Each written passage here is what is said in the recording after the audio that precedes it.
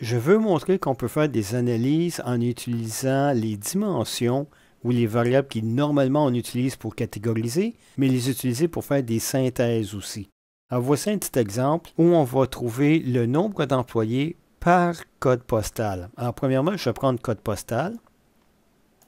Et voyez-vous, on voit la liste des codes postaux ici. Et on a aussi le champ code qui identifie chacun des employés. Alors, chaque employé a un code ou un numéro d'employé qui, lui, est unique.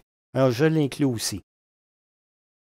Tableau constate qu'il y a plus de 1000 enregistrements ou 1000 données qu'on a dans la liste. Elle nous demande est-ce qu'on veut faire une synthèse ou pas. Non, je veux ajouter tous les membres et voilà, on les voit qui apparaissent. Alors, l'employé numéro 222 apparaît dans le premier code postal, 223, ainsi que le 490, ainsi que le 1108 et 1109. Mais je veux savoir combien qu'il y a de personnes qui sont dans ce code postal-là. Alors, il faut que je retourne ici et que j'ajuste l'unité de mesure.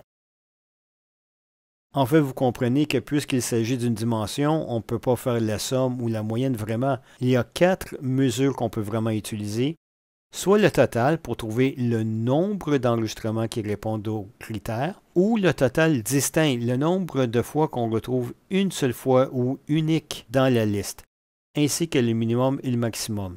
Dans ce cas-ci, je vais choisir total. Et voilà, j'ai le total pour chacun. On peut améliorer la présentation. Alors, on va le mettre sous forme de tableau. Et vous voyez que pour chaque code postal, je sais exactement le nombre de personnes qui habitent dans chacun des codes postaux.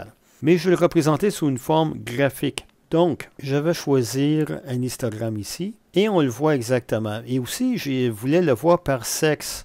Alors, je pourrais ajouter le champ sexe ici. Mais ça me donne le nombre, mais pas le total par code postal. Il y a une autre manière de faire, je vais retirer le champ sexe. Et c'est de reprendre le champ sexe et de le mettre par-dessus les couleurs.